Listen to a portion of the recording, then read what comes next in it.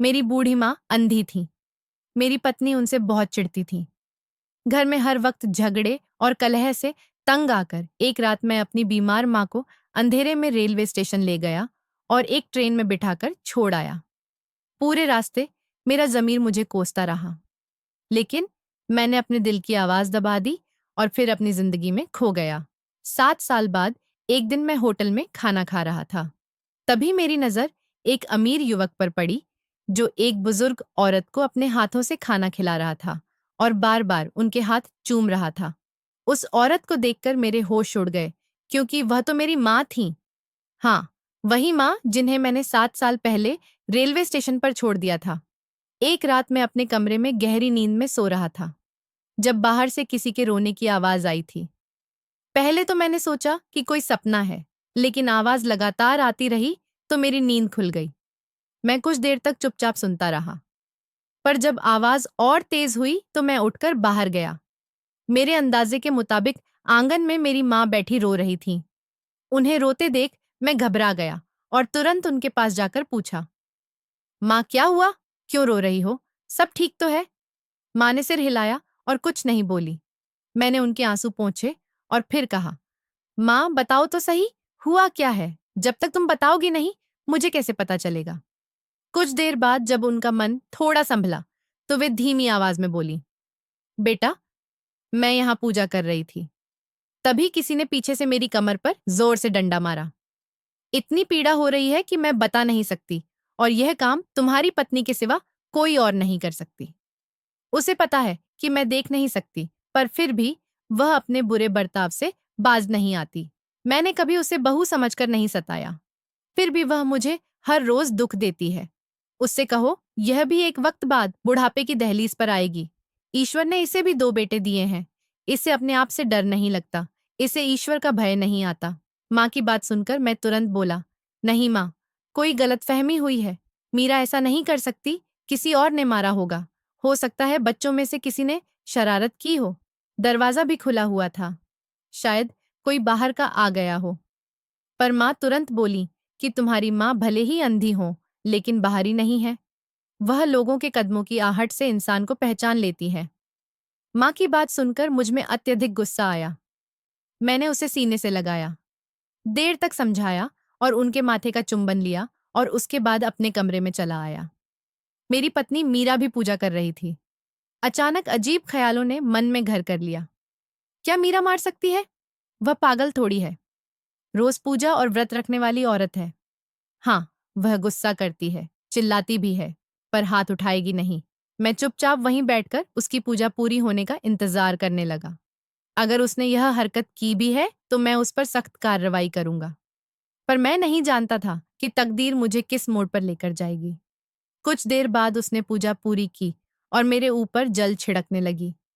वह मेरे करीब आई तो मैंने उसी पल उसकी कलाई पकड़कर उसे पास बिठाते हुए कहा, माँ ने क्या बताया कि तुमने उनकी कमर पर डंडा मारा है?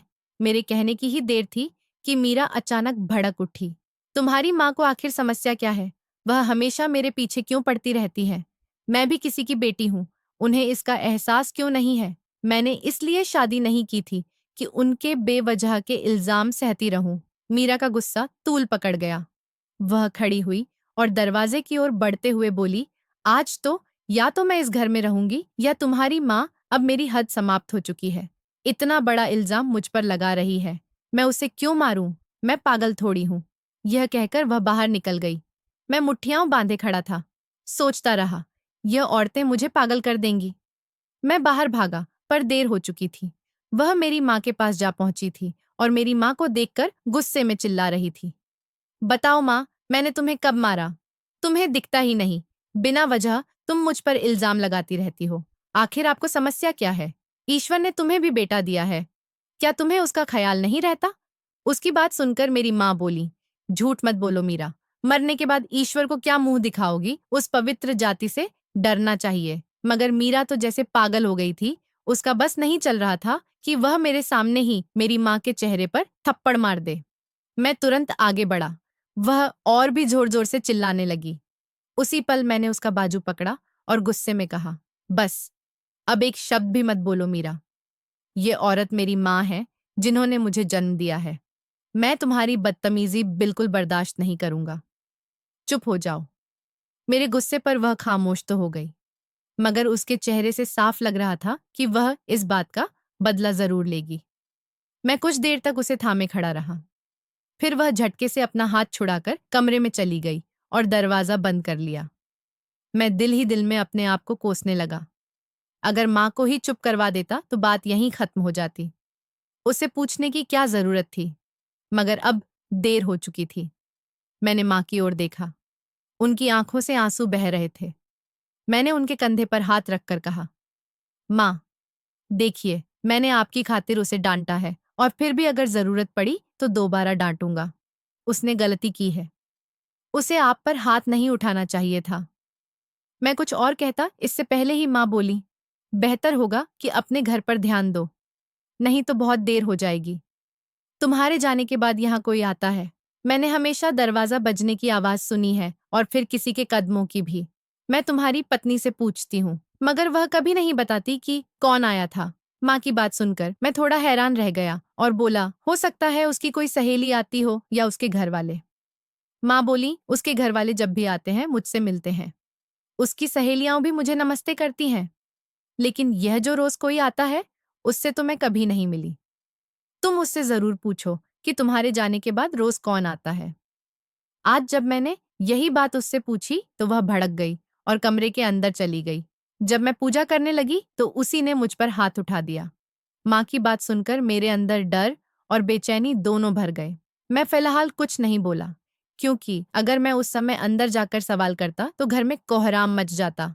इसलिए मैंने खुद को रोक लिया। मगर माँ की बातें मेरे कानों में गूंजती रहीं। मैं काफी देर तक बाहर ही बैठा रहा। अंदर जाने की हिम्मत नहीं हो रही थी, क्योंकि मुझे पता था कि अगर गया तो उसकी बातें सुननी पड़ेंगी।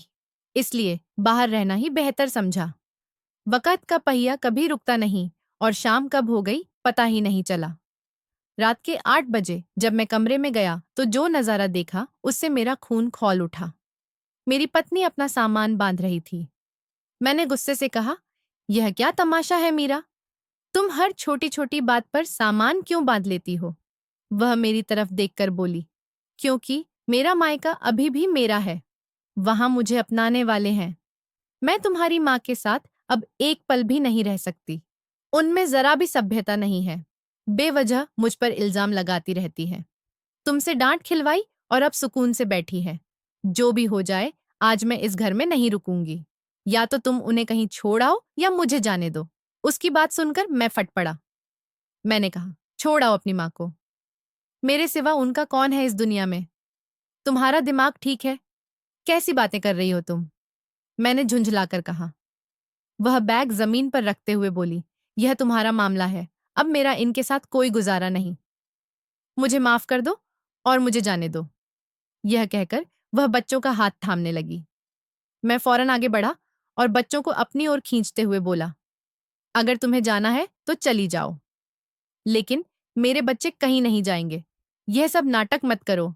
मगर मेरी पत्नी मानो अब पूरी तरह अपने फैसले पर अड़ी हुई थी। उसने बच्चों का हाथ छोड़ते हुए कहा, ठीक है, रख लो अपनी औलाद को। जब यह तुम्हें हर छोटी बात पर परेशान करेंगे तब समझ में आएगा कि मैं पूरे दिन क्या क्या झेलती हूँ। अगर तुमने इनका बंदोबस्त नहीं किया तो मैं इस घर में वापस नहीं आऊंगी। मेरा मन हुआ कि 2 थप्पड़ लगाओ और उसे बताओ कि वह कैसी बेहुदा बातें कर रही है, मगर उस वक्त मैं कुछ नहीं कर पाया। वह अपना सामान उठाकर दरवाजे से बाहर चली गई। गुस्सा इतना था कि मैं उसके पीछे नहीं गया। हालांकि दिल के किसी कोने में यह एहसास भी था कि अब मुश्किलें बढ़ेंगी। बच्चे भी मेरे पास हैं। फिर भी मैंने उसे नहीं रोका। मैंने सोचा कुछ दिन अपनी माँ के घर रहेगी तो समझ जाएगी कि ससुराल क्या होती है और पति के घर की कितनी अहमियत होती है। उसके जाते ही मेरे दोनों बच्चे पास आए और बोले, पापा, ये सब क्या हो रहा है? माँ कहाँ जा रही हैं? उनकी मासूम आंखों में डर और उलझन थी।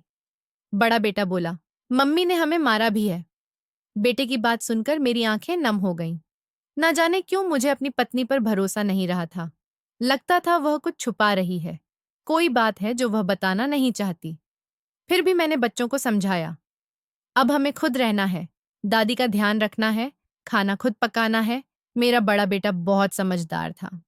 वह बोला, पापा मम्मी के पास रहने के लिए बहुत घर हैं, नानी का, मामा का, मौसी का, लेकिन दादी के पास कोई नहीं है।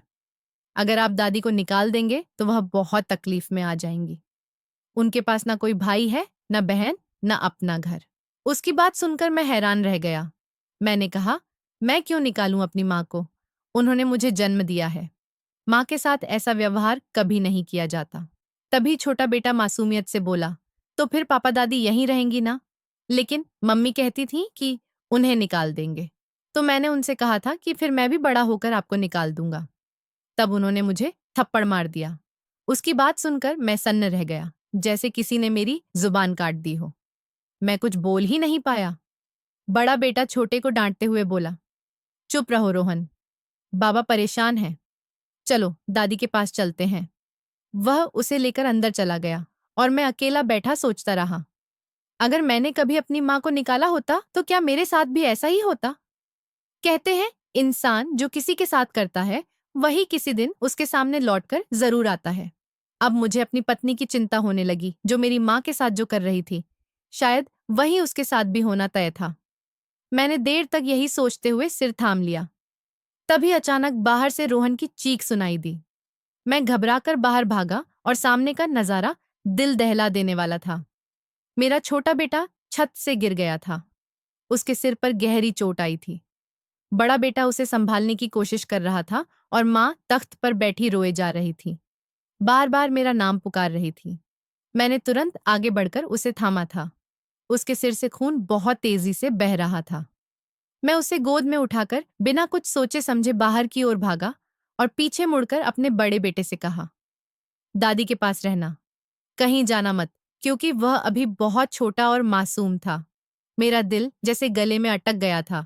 समझ नहीं आ रहा था कि अभी कुछ पल पहले जो मेरे साथ हंस बोल रहा था, वह अब मेरी गोद में बेसुध क्यों पड़ा है। मैंने झटपट एक रिक्शा पकड़ा और सीधे अस्पताल पहुंचा।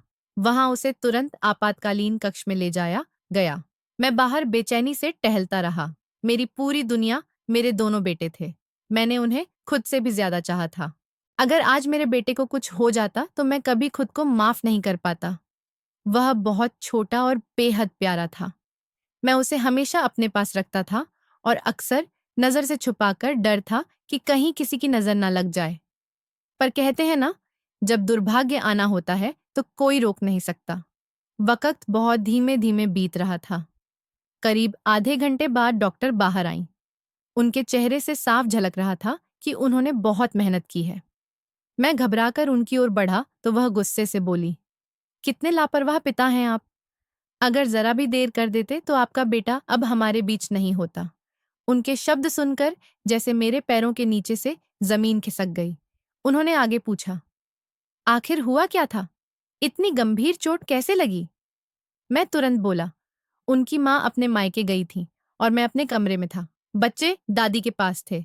तभी अचानक बेटे के रोने की आवाज आई। जब मैं बाहर पहुंचा तो वह जमीन पर पड़ा था, शायद छत से गिर गया था। अब मैं घर जाकर अपने दूसरे बेटे से पूछूंगा। डॉक्टर ने सिर हिलाया और बोली, आप जैसे लापरवाह माँ बाप की वजह से ही इन मासूम फूलों के साथ ऐसे हादसे होते हैं।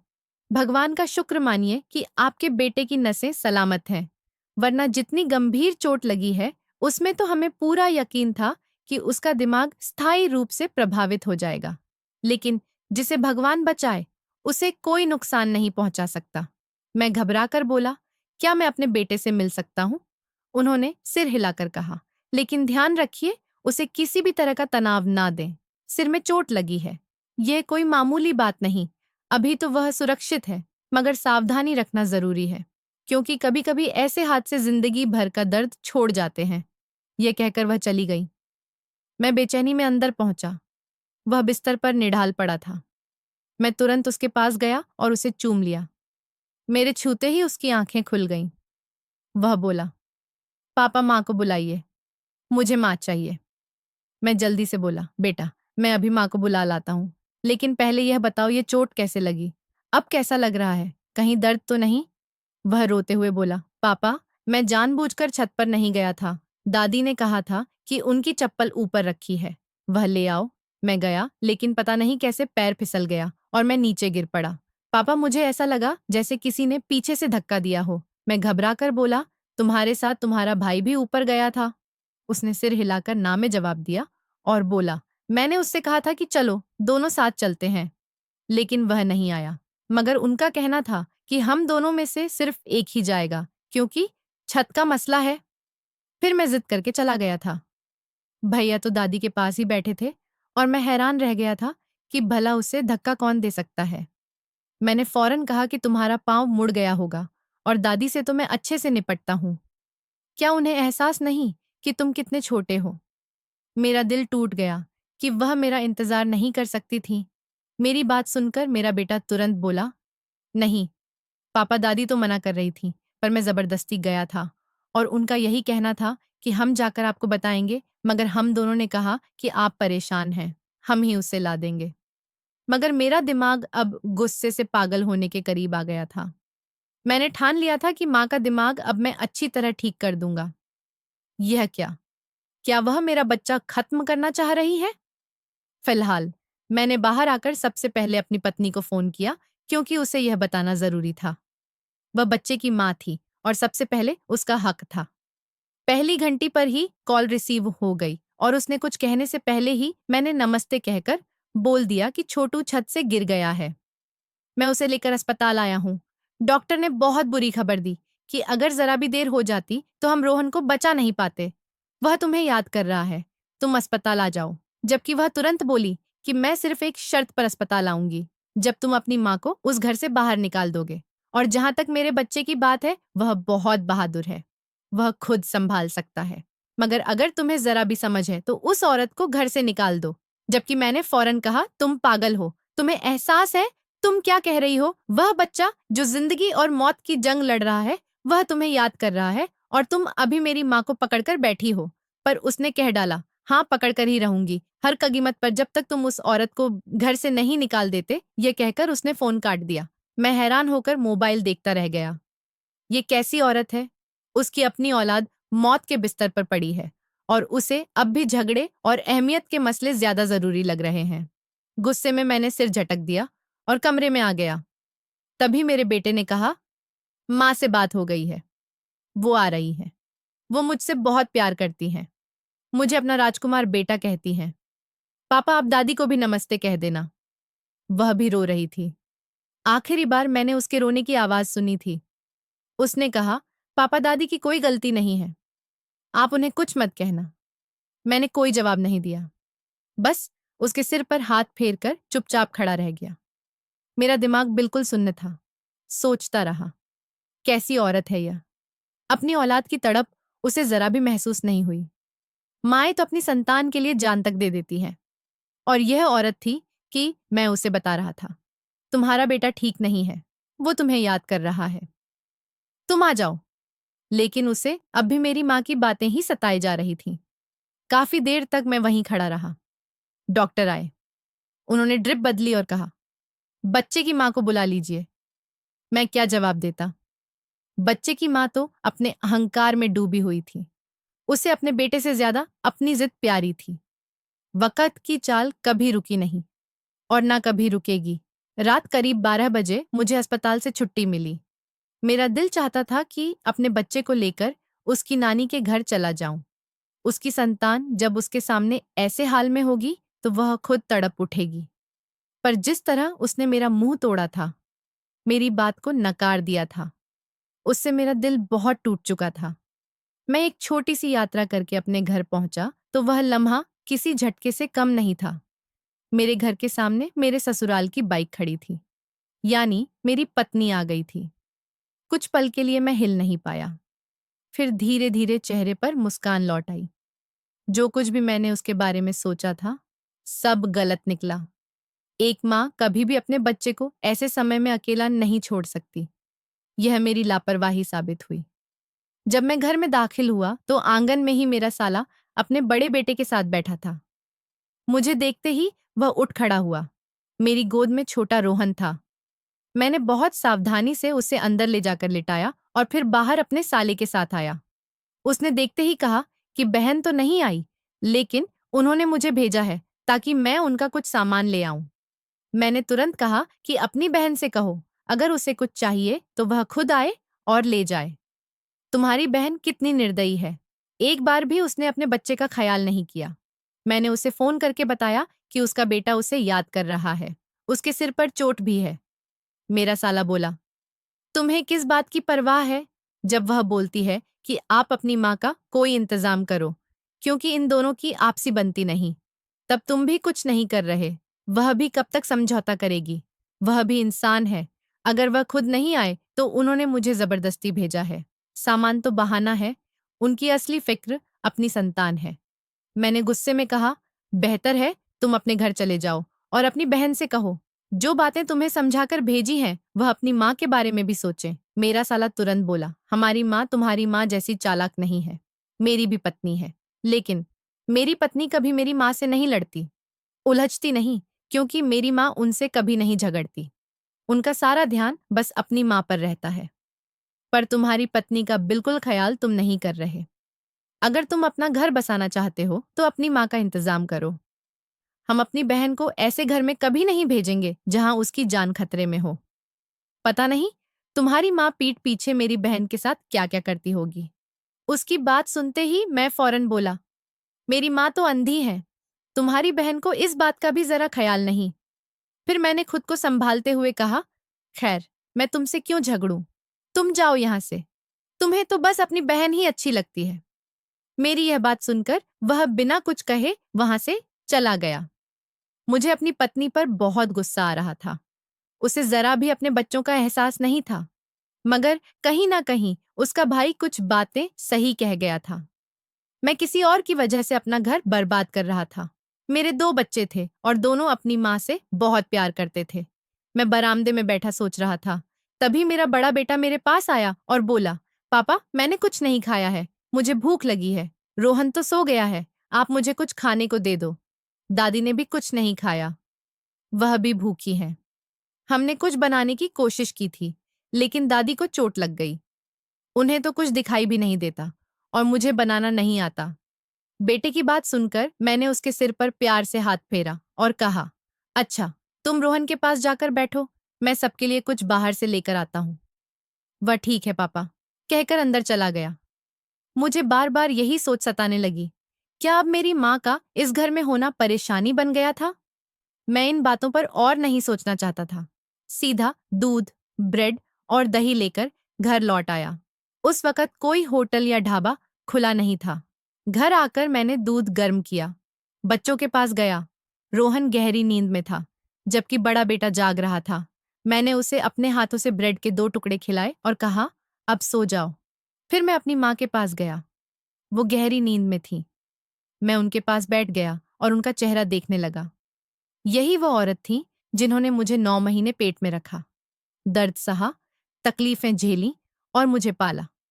पिताजी के देहांत के समय मैं सिर्फ 12 साल का था। उसके बाद माँ ने कारखाने में काम करके मुझे बड़ा किया, पढ़ाया, हर तकलीफ उठाई। क्या अब मैं उसी माँ को घर से निकाल सकता था? क्या मैं इस औरत को छोड़ सकता था? अगर ऐसा करता तो मेरा ज़मीर मुझे कभी जिंदा नहीं रहने देता। ये सारे सवाल मेरे मन में लगातार घूम रहे थे। उनकी उम्र ऐसी थी कि उनकी सेवा की जाए, उनकी सुरक्षा की जाए, उन्हें घर के भीतर रखा जाए। इस वक्त उन्हें निकाल देना और किसी तरह लाश समझकर टाल देना मेरा जवाब नहीं था। मैंने सोचा, नहीं, इन्हें घर से निकाल देना हल नहीं है, क्योंकि हमारा घर उनकी मौजूदगी में ही सुरक्षित रह सकता है। इनके पास ज्यादा समय नहीं था। कुछ समय बाद उनका निधन हो सकता है। ईश्वर इन्हें अपनी शरण में ले लेंगे, मगर तुम्हारी जिंदगी बर्बाद हो जाएगी। बेहतर है सही वक्त पर सही फैसला लो। अंदर से एक भाव उठा जिसे मैं दबा रहा था। मैं अपने स्थान से उठने ही वाला था कि माँ जाग गई और मुझे पहचान कर बोली, अर्जुन, क्या तुम हो? मैं उनकी तरफ जाकर पास बैठ गया और संजीदगी से बोला, हाँ माँ, मैं ही हूँ। उठिए, कुछ खाएंगी? दूध, रोटी वगैरह लाया हूं।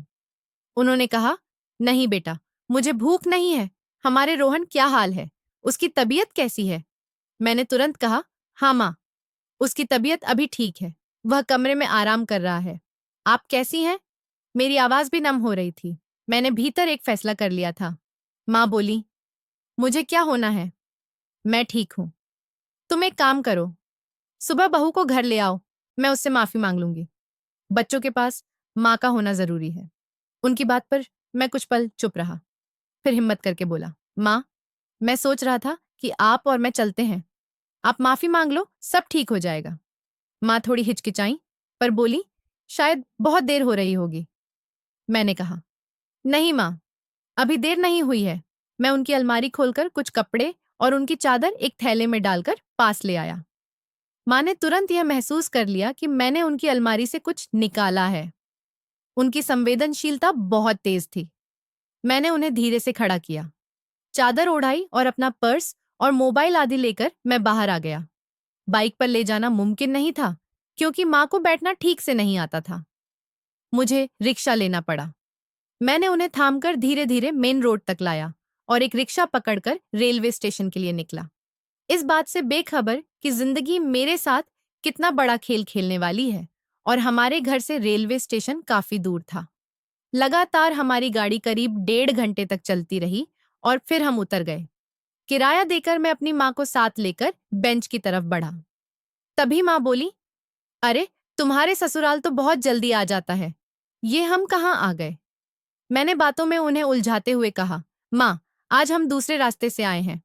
रात हो रही है ना, इसलिए आप यहीं बैठ जाइए, मैं थोड़ा सामान लेकर आता हूँ। खाली हाथ जाना अच्छा नहीं लगता। माँ बोली, कहाँ बैठूं बेटा, यहाँ तो कोई जगह ही नहीं दिख रही। तुम्हें पता है तुम्हारे ससुराल वाले कैसे इलाके में रहते हैं? मैंने कहा, माँ, ये पार्क है, ये बेंच है, यहीं बैठ जाइए, कहीं मत जाइए, मैं अभी आता हूँ। वो बोली, इतनी रात को कौन सा पार्क खुला होता है बेटा? मुझे अकेले छोड़कर मत जाओ, डर लग रहा है, मैं तुम्हारे साथ चल लेती हूँ। मैं थोड़ा सख्त लहजे में बोला, अब आपका हाथ पकड़कर मैं हर जगह कैसे ले जाऊं माँ? एक तो आप बहुत धीरे चलती हैं। बैठ जाइए प्लीज। मेरे गुस्से पर वो सहम गई और चुपचाप बैठ गई। मेरा जमीर मुझे बार बार झकझोर रहा था, मत अर्जुन, यह मत कर। यह तेरी माँ है जिसने तुझे पाल पोस कर बड़ा किया। कितनी मुसीबतें झेली तेरे लिए, तुझे बाप के बिना पाला। लेकिन मैंने अपने जमीर की आवाज को दबा दिया और आखिरी बार अपनी माँ की तरफ देखा। वो खामोशी से बेंच पर बैठी थी, बिल्कुल अकेली, बेबस। मेरा दिल जैसे सीने से कोई निकाल रहा था। आंखों से आंसू टपक रहे थे। गला रूंध गया था, लेकिन अपनी बीवी, अपने बच्चों और अपने घर की खातिर मैं मजबूर था। थोड़ी देर बाद रेलवे स्टेशन पीछे छूट गया। पूरा रास्ता मेरा जमीर मुझे कोसता रहा, लेकिन मैंने उसकी हर आवाज को अनसुना कर दिया। घर पहुंचकर मैं घंटों बैठा रोता रहा।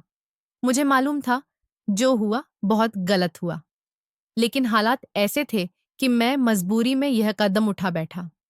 अगली सुबह मैंने अपनी बीवी को संदेश भेजा और वह दोपहर तक घर आ गई। उसने तो बाकायदा अपने मन की आजादी का जश्न मनाया। हंसी, गाना, सजावट, सब कुछ किया। वह चाहती थी कि मैं भी उसके साथ खुश रहूं, लेकिन मैं भीतर से टूट चुका था। मैं उसके किसी भी सुख दुख में शामिल नहीं हो सका। बस एक बोझ बन गया था अपने ही घर में, उस माँ की याद में जिसे मैं अंधेरे में अकेला छोड़ आया था। मुझ में इतनी हिम्मत ही नहीं थी कि अपनी माँ के जाने के बाद मैं जरा सा भी सुकून महसूस कर पाता। हर पल मेरा दिल बस इसी दर्द में डूबा रहता था कि ना जाने माँ कैसी होंगी, कहाँ होंगी। उन्होंने कुछ खाया होगा या नहीं, उनके आगे पीछे अब कौन होगा? क्या वो कहीं भिखारी बनकर सड़कों पर तो नहीं घूम रही? ये सोचते ही मेरा कलेजा मुंह को आ जाता था। कोई भी बेटा अपनी माँ को भीख मांगते हुए सोच भी नहीं सकता। वक्त की रफ्तार कभी थमी नहीं और ना कभी थमेगी। कई बार दिल हुआ कि मैं रेलवे स्टेशन जाऊं, देखूं कि माँ वहां है या कहीं और चली गई, लेकिन मुझे पता था कि अगर मैं गया तो उन्हें फिर कभी वहां छोड़कर नहीं आ पाऊंगा। उन्हें घर ले आऊंगा और फिर वही झगड़े, वही ताने, वही तकलीफें दोबारा शुरू हो जाएंगी। मेरे बच्चे अक्सर अपनी दादी को याद करते थे, जबकि मेरी पत्नी उन्हें इतनी बुरी तरह डांटती और मारती थी कि मुझे बीच में आकर रोकना पड़ता था। जब भी बच्चे अपनी दादी की याद करते, वह गुस्से में कहती, जब सब कुछ खत्म हो गया है तो अब यह क्यों शुरू करना चाहते हैं? तब मैं उसे समझाता कि वह तुम्हारी नहीं तो भी तुम्हारे बच्चों की दादी हैं। उनके खून का रिश्ता है। लेकिन वह यह बात कभी समझ ही नहीं पाई। मैं मन ही मन बस एक बात दोहराता था, वक़्त घूमकर वापस आता है और कहते हैं ना, जब दिल से कुछ पुकारो तो वह सच हो ही जाता है। वक़्त उड़ता गया। दिन हफ्तों में, हफ्ते महीनों में और महीने सालों में बदल गए। माँ से बिछड़े पूरे 7 साल गुजर गए थे और इन 7 सालों में एक भी दिन ऐसा नहीं था जब मैंने उन्हें याद न किया हो। आज भी रोज की तरह मैं अपने बच्चों के साथ एक रेस्तरां गया था। मेरे बड़े बेटे ने 10वीं कक्षा में पहला स्थान हासिल किया था, तो मैं और मेरी पत्नी उसे डिनर करवाने ले गए थे। हमें यह जरा भी अंदाजा नहीं था कि आज मेरी जिंदगी पर कैसी बिजली गिरने वाली है। हम सब रेस्तरां के कोने की एक मेज पर बैठे थे। मैं सामने वाली मेज पर बैठना चाहता था, मगर वहां हमें बैठने नहीं दिया गया क्योंकि वह किसी और के लिए आरक्षित थी। कुछ ही देर में रेस्तरां का दरवाजा खुला और जैसे ही मेरी नजर सामने गई, मेरा दिल जैसे थम गया। एक नौजवान लड़का बहुत आदर से किसी बुजुर्ग महिला का हाथ थामे अंदर आ रहा था और वह महिला मेरी माँ थी। हाँ, वही माँ जिन्हें मैं लाखों की भीड़ में भी पहचान सकता था। उनके साफ सुथरे कपड़े, आंखों पर लगा चश्मा यह बता रहे थे कि अब उन्हें सब कुछ दिखाई देता है। जितनी सहजता से वह चल रही थी, यह साफ था कि उनकी आंखों की रोशनी लौट आई थी। उसने मेरी माँ को बहुत आदर से कुर्सी खींचकर बैठाया और खुद उनके पास बैठ गया। कुछ ही देर में वेटर की लाइन लग गई। कभी कोई व्यंजन, कभी कोई मिठाई, तरह तरह का खाना उनकी मेज पर सजाया जा रहा था। वहां बैठे सभी लोग, यहां तक कि मैं भी उन दोनों को ही देख रहा था। मेरे बच्चे भी हैरान थे अपनी दादी को देखकर, और मेरी माँ का हाल भी कुछ ऐसा ही था। उस युवक के पहनावे से साफ झलक रहा था कि वह बहुत संपन्न परिवार से है। कुछ देर बाद उसने मेरी माँ को अपने हाथों से खाना खिलाना शुरू किया। कभी श्रद्धा से उनके हाथों को अपनी आंखों से लगाता तो कभी उन्हें चूम लेता। मेरा दिल घबरा उठा और मैं तुरंत उनकी ओर बढ़ा। कांपती आवाज में मैंने माँ को पुकारा तो वे मेरी तरफ देखने लगी। पर अगला ही पल मेरे लिए झकझोर देने वाला था। माँ ने सामने बैठे युवक को देखकर कहा, इसे कुछ पैसे देकर भेज दो, मेरा इससे कोई संबंध नहीं है। मैं उनके कदमों में बैठ गया और हाथ पकड़कर बोला, माँ, यह सब क्या है? लेकिन उन्होंने मुझे अनदेखा कर दिया और वहां से बाहर जाने लगी। वो युवक मेरी ओर देखकर बोला, यानी तुम वही हो जिसने अपनी माँ को रेलवे स्टेशन पर छोड़ दिया था। आज भी तुम वहीं के वहीं खड़े हो। मैं हैरान होकर बोला, तुम कौन हो और ये सब क्या है? तब उसने जो बताया, उसे सुनकर मेरा सिर शर्म से झुक गया। उसने कहा, उस रात जब तुमने अपनी माँ को स्टेशन पर छोड़ा था, मैं नशे में धुत एक किनारे पड़ा था। तुम्हारी माँ जो देख नहीं सकती, उन्होंने मुझे बचाया था। अगर वह मुझे ना थामती तो मैं ट्रेन के नीचे आकर मर गया होता। मेरा इस दुनिया में कोई नहीं था, न माँ न बहन। लेकिन तुम्हारी माँ मेरे घर आई और उन्होंने मेरी जिंदगी में उजाला भर दिया।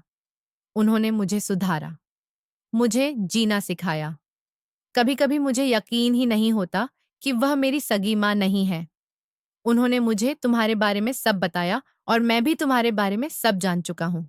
तुम्हें पता है, मैंने गुस्से में कहा था कि मैं तुम्हारा सब कुछ बर्बाद कर दूंगा, नौकरी छीनवा दूंगा, घर छीन लूंगा। लेकिन तुम्हारी माँ ने मुझे रोका। बोली, वो मेरा बेटा है, उसने गलती की है, मगर वह मेरा ही खून है, उसे तकलीफ मत देना। उन्होंने तुम्हें कभी बुरा नहीं कहा और मैं आज उनकी वजह से इंसान बना हूँ। तुम्हारा बहुत धन्यवाद कि तुमने मुझे इतनी महान माँ दी। यह कहकर वह युवक चला गया और ऐसा लगा जैसे किसी ने मुझ पर ठंडे पानी की बाल्टी डाल दी हो। मेरी पत्नी मेरे पास आ खड़ी हुई, मगर मैं उससे नजरें नहीं मिला पाया। जिंदगी ने ऐसा थप्पड़ मारा था जिसकी गूंज आज तक दिल में है। जिस माँ को मैंने बोझ समझा, वही माँ आज भी मुझे बोझ नहीं समझती थी। मैं अपनी पत्नी के साथ तो रहता हूँ, लेकिन अब हमारे बीच कोई रिश्ता नहीं बचा। वो बस मेरे बच्चों की माँ बनकर रह गई है। मैंने कई बार माँ से माफी मांगने की कोशिश की, उनसे मिलने गया, मगर उन्होंने मुझे कभी माफ नहीं किया। मैंने जिंदगी से बस एक सबक सीखा है, माँ का दर्जा सबसे ऊंचा होता है। मैंने उन्हें घर से निकाला जरूर, लेकिन सुकून मुझे कभी नहीं मिला। आज भी ऐसा लगता है कि कब मेरी सांस थम जाए और मैं मर जाऊं। मैंने अपनी जिंदगी और अपना भविष्य दोनों बर्बाद कर दिए। अब बस भगवान से यही प्रार्थना करता हूं कि वह मुझे माफ कर दे, मुझे शांति दे। शायद यही मेरे कर्मों का फल है और कहीं ना कहीं मुझे लगता है कि माँ ने मुझे मन ही मन माफ कर दिया है। बस उन्होंने कभी मुझसे कुछ नहीं कहा। माँ से बढ़कर इस दुनिया में कोई नहीं होता। यह सच्चाई अब जाकर मेरी रूह में उतर चुकी है। तो दोस्तों, यह थी आज की कहानी। इस कहानी पर आपकी क्या राय है? कमेंट में जरूर लिखिए। अगर आपको कहानी पसंद आई हो तो वीडियो को लाइक करें, चैनल को सब्सक्राइब करें और बेल आइकन दबाकर ऑल पर सेट कर लें ताकि नए वीडियो की सूचना आपको तुरंत मिल सके। धन्यवाद।